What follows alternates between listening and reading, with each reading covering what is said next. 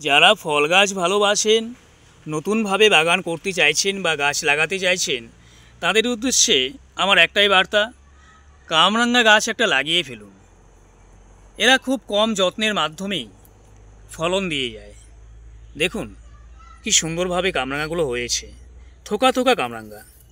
এই গাছটা লাগিয়ে ফেলুন। অন্যান্য গাছে অনেক রোগ দেখা যায়, কামরাঙা গাছে এখনও পর্যন্ত সেরকম কোনো রোগ আমি দেখতে পাইনি। দেখুন গাছটা আমি দূর থেকে দেখানোর চেষ্টা করছি। গাছটা কিন্তু বেশ বড় এবং লাগিয়েছি কোথায় সেটাও দেখতে পাচ্ছেন মাছের কার্টুনে। এখানেই আছে, প্রথম থেকে গাছটা এখানেই আছে এবং এই গাছেই প্রতি বছর এরকম কম বেশি ফল আমি কিন্তু পেয়ে যাচ্ছি। যে কোনো গাছ লাগানোর সময় আমরা যে ভুল কাজটা করি, আমরা প্রথমেই চেষ্টা করি মাটিটা, মিডিয়াটা অত্যন্ত ভালোভাবে প্রস্তুত করবার চেষ্টা করি। আর এই ভালো করতে গিয়ে আমার মনে হয় আমরা খারাপ করে ফেলি। এখানে বিভিন্ন রকম সার মেশাই মাটির সাথে, এত কিছু প্রয়োজন নেই। আপনি শুধুমাত্র মাটি নেবেন এবং সেই সাথে যদি বাগানে থাকে শুকনো গোবর নেবেন। আর শুকনো গোবর যদি না থাকে, শুধু মাটির মধ্যেই গাছটা লাগিয়ে ফেলুন। গাছটা এখানে বড় হোক, আস্তে আস্তে বড় হোক, তারপরে যা পরিচর্যা করবার সেটা তো আমরা করবই। তখন আমরা গোবর সার দেব, পাতা পচা সার দেব, সর্ষের খোলের জল দেব।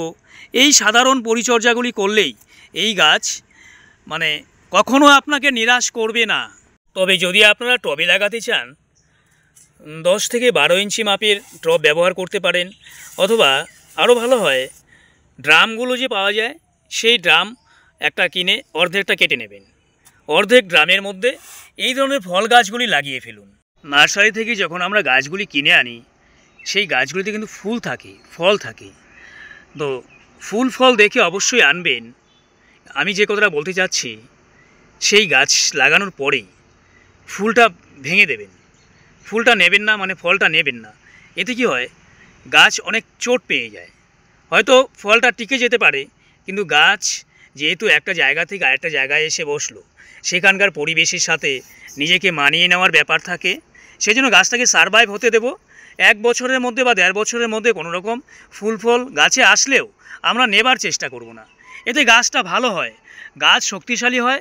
তারপরে 2-3 বছর পর থেকে আমরা গাছে ফুল নিতে পারি।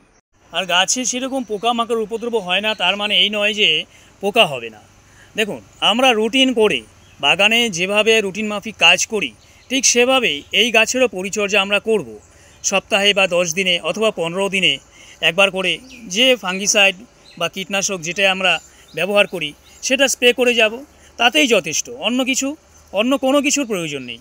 এতে গাছটা সুস্থ থাকবে। বাগানে আমরা নাইট্রোজেনযুক্ত সারটা বেশি পরিমাণে ব্যবহার করি। পাতা পচা সার, সবজির খোসা এগুলো দিয়ে থাকি। এটা অবশ্যই দেব। গাছে যখন ফুল আসবার আগ মুহূর্তে এটা বন্ধ করে দেব।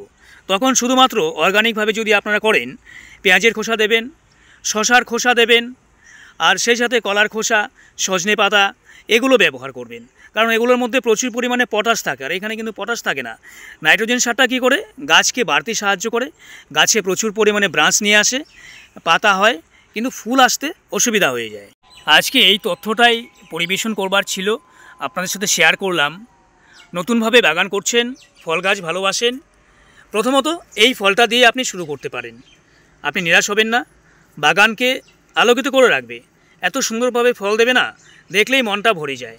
তো লাগিয়ে ফেলুন 2-1টা কামরাঙা গাছ। প্রথমত ছোট টবে লাগাতে পারেন, 8 ইঞ্চি টবেও হয়ে যাবে। তারপর সেটাকে 1 বছর পরে রিপোর্টিং করে নিন। আপনারা চাইলে কিন্তু আবার ফলের যে ক্যারেটগুলো আছে সেটাও ব্যবহার করতে পারেন। আর মাটি বলেছি যেভাবে তৈরি করবেন, সাধারণভাবে গোবর সার না থাকলে শুধু মাটির মধ্যেই লাগিয়ে ফেলুন। তারপরে যা পরিচর্যা করবার সেটা করবেন।